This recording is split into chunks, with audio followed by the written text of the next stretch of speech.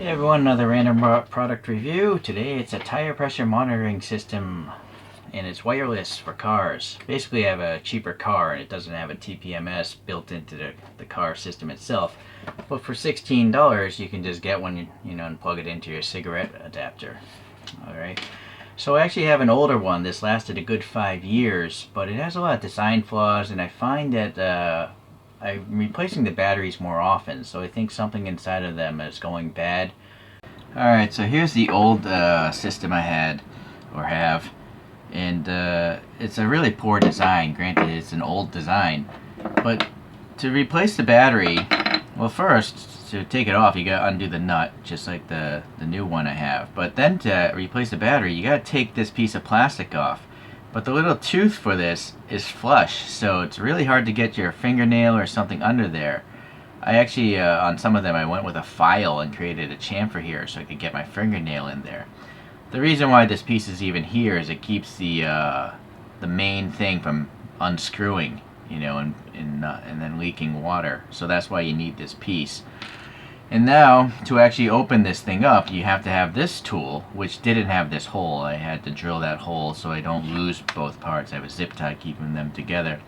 So that goes in that side, this side goes into this, and see, it's a pain to actually get in there. And now I can unscrew the thing.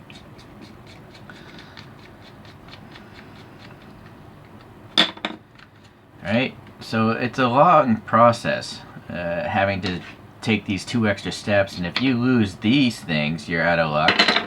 I guess you could survive without this thing, but it's just, it's a poor design, and so that's why it's being replaced.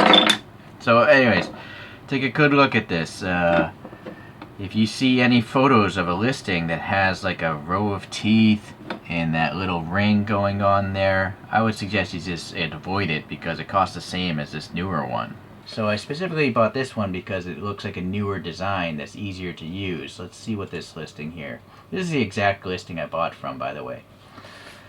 So you have this tool, and this goes on your, your valve stem, and then these screw on, and that keeps, this gets pressed up against the backside. I guess I'll just do it here. All right. Let's close this window. It's a little annoying. Alright, it just says TPMS, not much else on the box.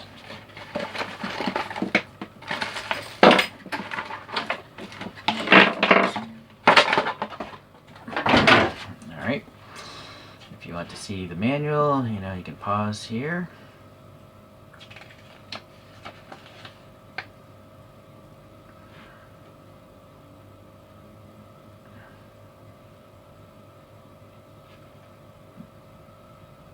Focus for you guys.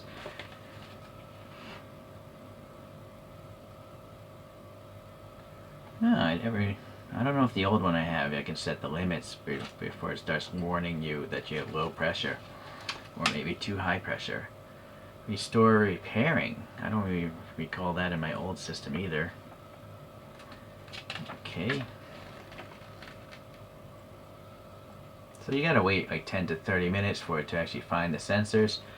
I don't think it takes 30 minutes. Maybe 10 though sometimes.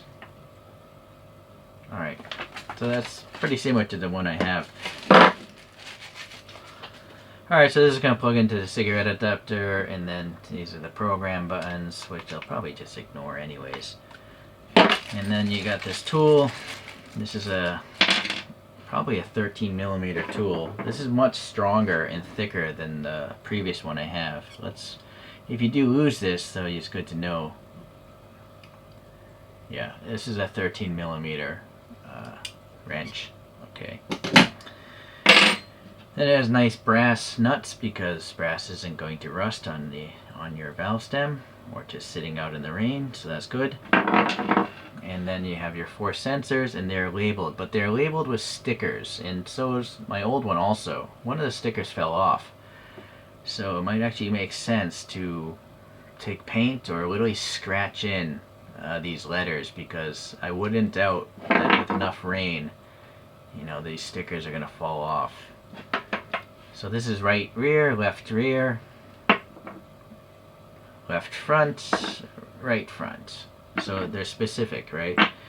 And so when the display comes up, they'll be in each corner of this. We'll see in the car. So this is also 13 millimeters. So this is a vast improvement over my previous one. So this is how you're going to replace the batteries. And it might, oh, what do you know? It actually has batteries in it already. I wonder if they're just random. I would assume they're just cheap Chinese batteries. But let's pop that out.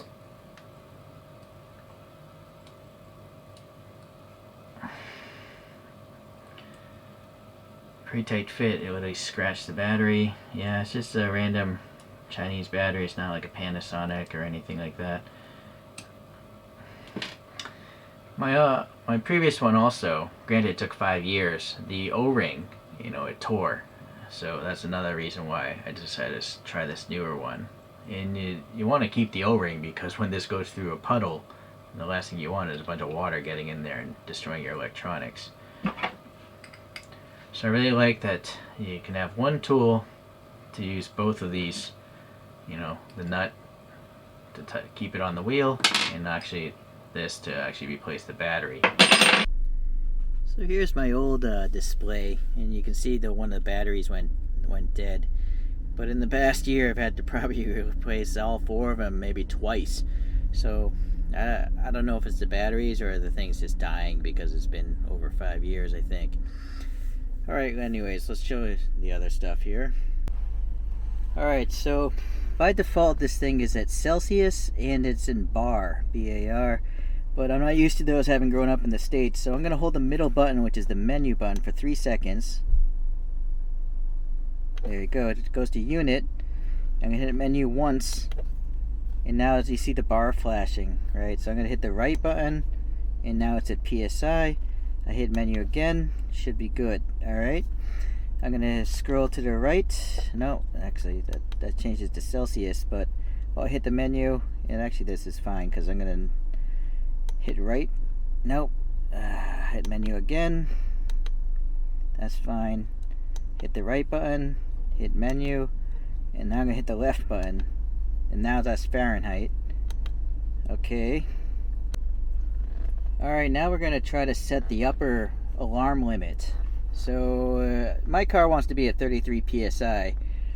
I don't know, maybe I should, for now, I'll try 40 PSI. I have to hold the menu for 3 seconds again. Then I have to click the right button 3 times. Oh, it maxes out at 35. Oh no, what? PL means pressure low. So I might as well change this now. So maybe at like 25 I hit menu again. So that's my low pressure rating. pH, I went left, and now at pH I can hit menu. 46 is way too high, so I'm going to lower that with the left button down to 40 and hit menu. Alright, so that's pressure high. When any of the sensors hit 40 psi, it's going to probably beep or something. And then the opposite PL was 25.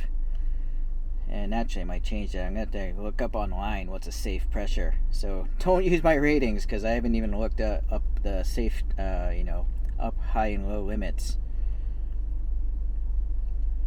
It says hit the menu key to exit, but it just enters it again. I'm going to let it time out again. So the way it registered the front left, then the front right, then the rear left, then the rear right. And the car has to be moving a certain speed, relatively fast, in order for it to register. I know this because the first 2 registered within 1 minute, 2 minutes. But then I came to a red stoplight, and that took a few extra minutes until I started moving again. And then I came to a really long stoplight, and the last one didn't register for like 5 minutes because I was stuck in traffic. But once I got moving, it registered immediately. So if you really want to know the PSI, just go on a highway really quick.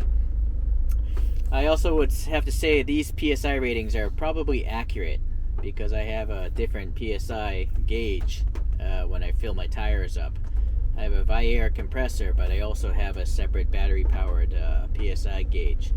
So it seems like this is a pretty good system, and in particular, the way you mount it to the actual valve stem, and the way you replace the batteries, compared to the old style. The old style is just really annoying with all the weird plastic tools and extra parts and all that stuff. So I think for $15, you really can't go wrong. You know, the only thing you're gonna have to sacrifice is your cigarette lighter. So I suppose you could cut it open and then hardwire the thing into a different circuit on your car. That might be something to do. There are other ones where they just come in a big box, and then you have a micro USB connector going to that. So that's another option for you guys. But since I don't smoke, you know, that's why I got the cigarette lighter one.